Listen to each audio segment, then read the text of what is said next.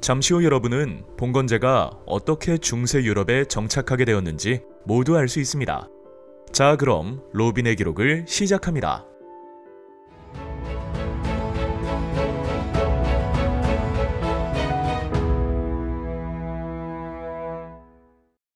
프랑코 왕국이 분열되던 9세기 무렵부터 노르만족은 비옥한 땅을 찾아 남쪽으로 이동하였습니다.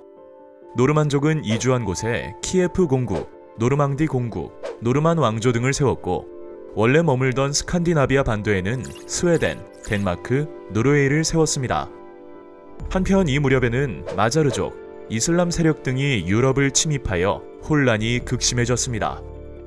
혼란이 계속되자 지방 세력가들은 성을 쌓고 무력을 갖추어 전사 계급이 되고, 지역민을 자신의 토지를 경작하는 예속 농민으로 삼으며 그들을 보호하였습니다. 이로써 지방 세력가와 농민 사이의 주종관계가 확산되고 장원에 기초한 지방 분권이 가속화되며 봉건제가 완연한 모습을 갖추게 되었습니다. 주종관계는 국왕과 제후, 하급기사 사이에 여러 겹으로 맺어져 있는 피라미드 형태를 이루고 있었습니다. 이들은 영주로서 장원을 매개로 농노와 지배, 예속관계를 맺고 있었고, 성직자들은 교황을 정점으로 하는 개서제를 이루고 있었습니다.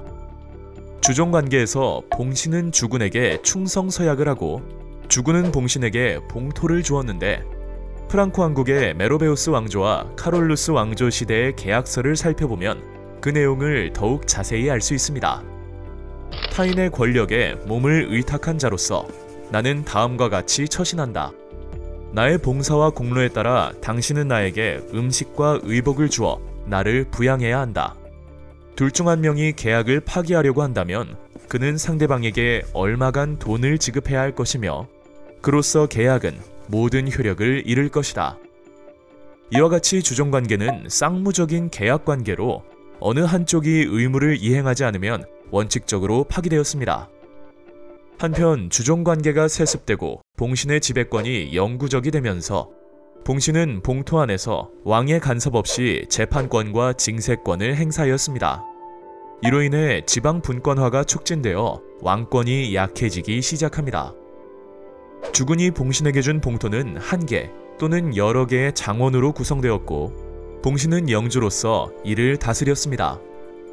장원의 토지는 경작지, 목초지, 삼림 등으로 나뉘어져 있었는데, 경작지는 영주 직영지와 농노 보유지로 구분되었고 삼포제 방식으로 경작되었습니다. 삼포제란 춘경지, 추경지, 휴경지로 나뉘어 해마다 돌려가며 농사를 짓는 방식을 말합니다. 춘경지에는 봄에 파종하는 보리와 귀리 등의 여름 작물을 심고, 추경지에는 가을에 파종하는 밀과 쌀, 보리 등의 겨울 작물을 심었으며, 휴경지는 가축 방목에 사용되었습니다. 그리고 이 순서를 1년마다 순차적으로 바꾸어 3년이면 제자리로 돌아오게 하였고, 이로써 체계적으로 땅의 지력을 회복할 수 있었습니다. 중세 장원은 영주의 성과 교회, 경작지, 공동 방목지, 재분소와 대장간 등으로 이루어져 있었습니다. 영주의 성은 영주나 장원 관리인의 거처로 전시에는 농민들의 일시적인 피난처가 되기도 하였으며, 장원에 속한 모든 사람은 주일에 교회에서 예배를 드려야 했습니다.